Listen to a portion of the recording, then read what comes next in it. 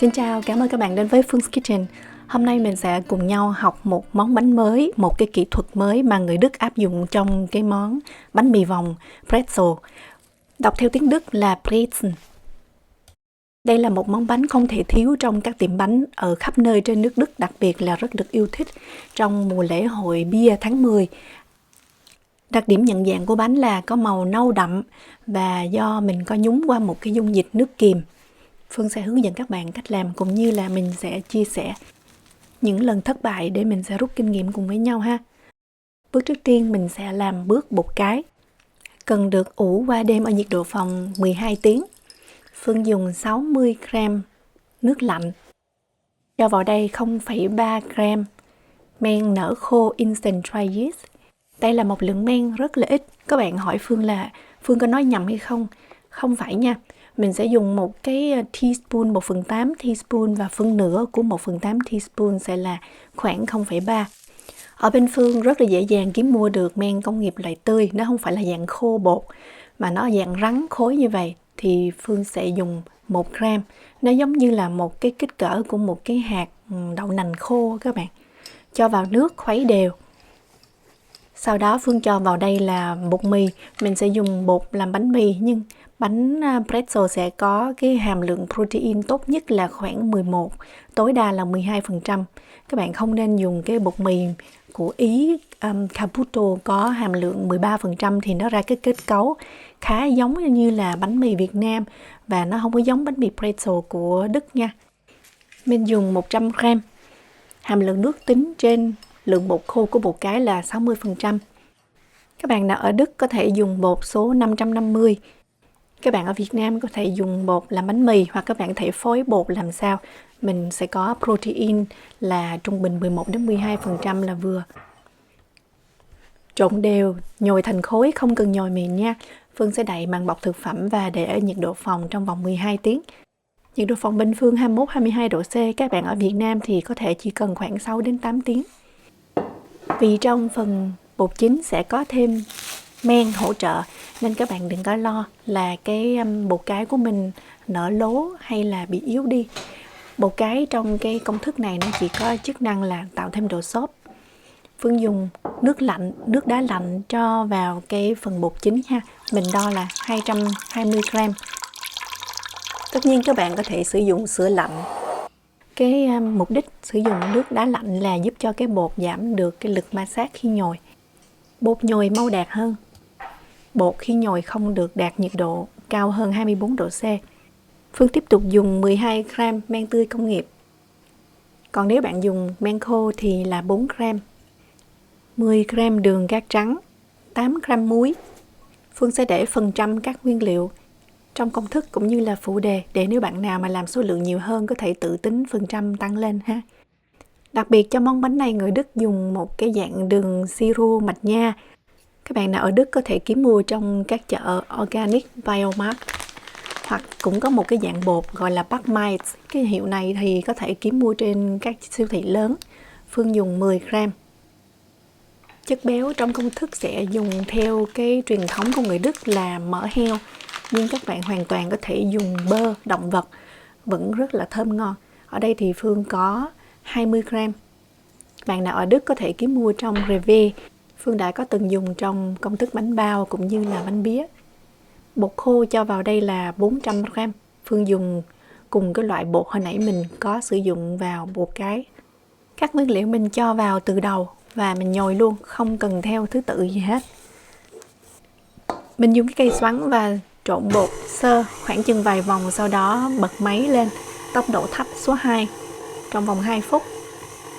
Sau khi nguyên liệu đã hòa quyện và quấn quanh trục, mình sẽ tăng tốc độ nhồi trong vòng 7 phút ở mức số 4. Máy của Phương có 10 số nha. Thì số 4 là mức nhồi tối đa cho phép khi các bạn nhồi bột.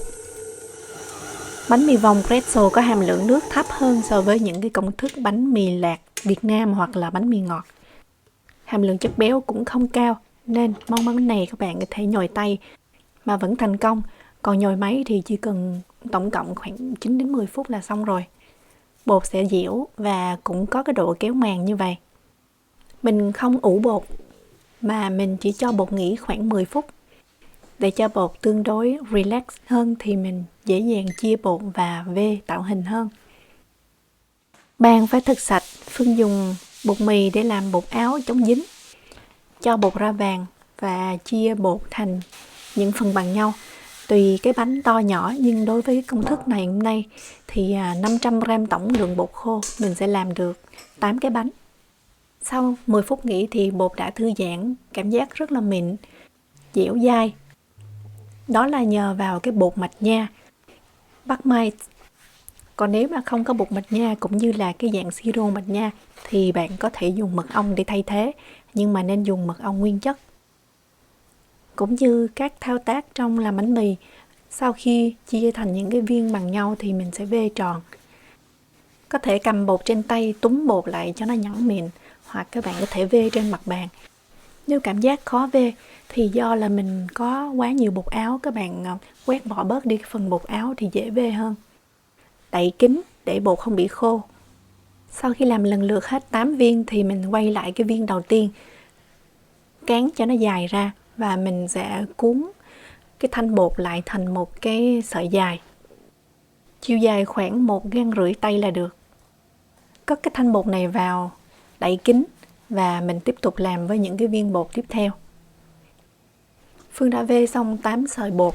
Bây giờ mình chuẩn bị một cái mâm, cho lên đây là một cái giấy nướng bánh. Ở đây Phương dùng cái loại mà xài đi xài lại nhiều lần, có chất liệu Teflon. Phải rất cẩn thận vì cái nước kiềm để nhúng bánh mì nó có thể làm rỉ sét cái mâm nướng bánh của mình. Còn nếu mà các bạn dùng giấy nướng bánh bình thường thì mình phải dùng 2 lớp. Các miếng bột phải được làm theo thứ tự. Cái nào làm trước, vê trước thì mình sẽ tạo hình trước. Rất là quan trọng nha. Mình bước sang công đoạn vê cái sợi bột dài ra. Có chiều dài là khoảng 3,5 gang tay đến 4 gang tay. Thì cái bánh nó mới đẹp. Dùng bột khô để bột không bị dính xuống bàn và bị xé rách kết cấu. Nhưng mà bột khô nhiều quá thì cái sợi bột nó rất là khó được vê tròn vì nó quá trơn. Nếu bạn gặp cái tình trạng này thì mình sẽ làm ướt hai cái lòng bàn tay chút xíu thì mình dễ vê hơn. Hai phần đầu sẽ mỏng hơn, phần chính giữa nó sẽ có cái bụng. Bây giờ Phương tạo hình. Hai phần đầu đặt chồng chéo lên nhau 2 vòng, sau đó gấp xuống, gắn vào cái phần thân bánh như vậy.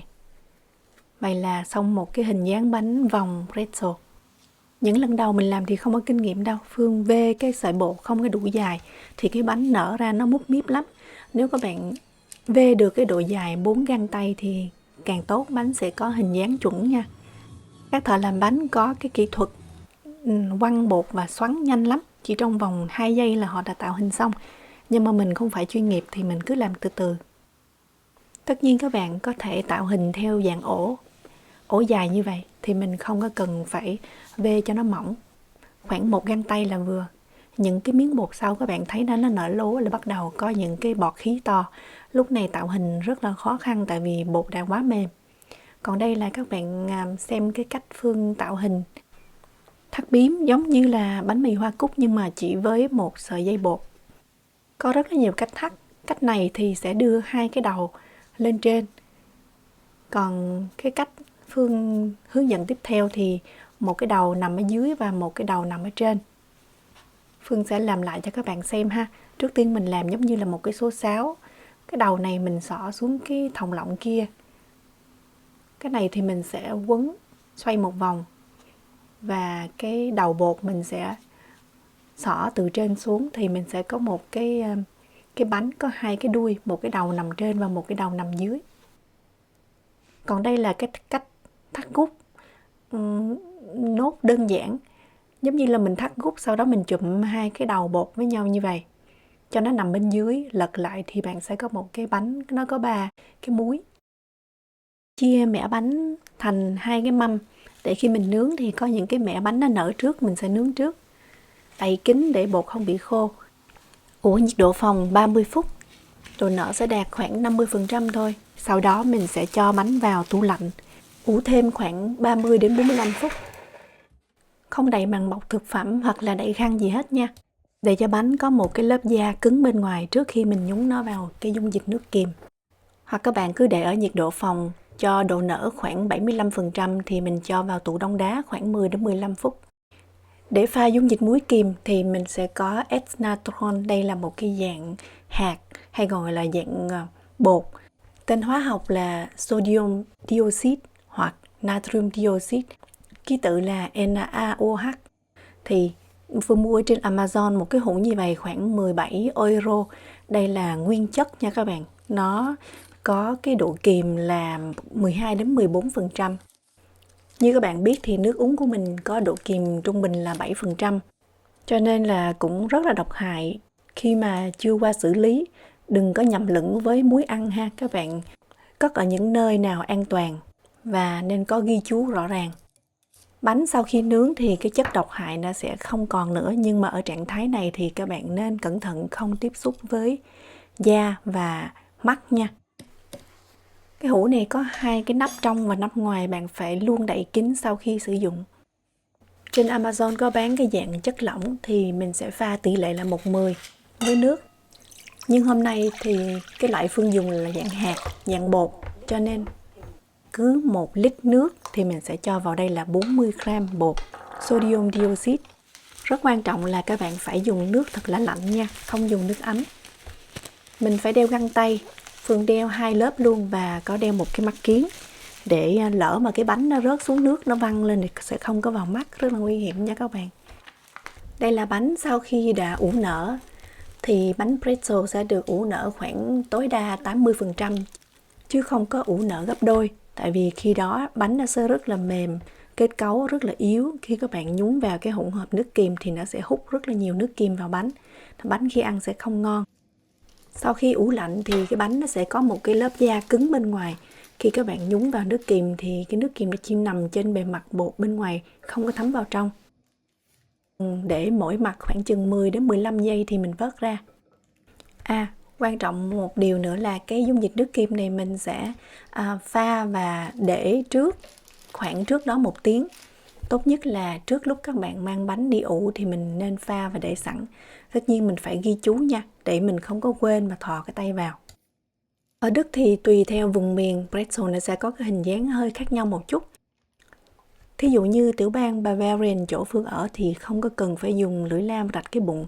Nhưng mà ở những nơi khác trên nước Đức thì có. Tùy thích các bạn có thể rạch hoặc là không rạch để cho nó nở và nó bung một cách tự nhiên. Nghiêng góc 45 độ và sâu khoảng 1 cm lận nha. Rắc chút xíu muối hạt lên. Muối hạt là một dạng muối mà mình khi nướng nó sẽ không bị tan và ngấm vào bánh.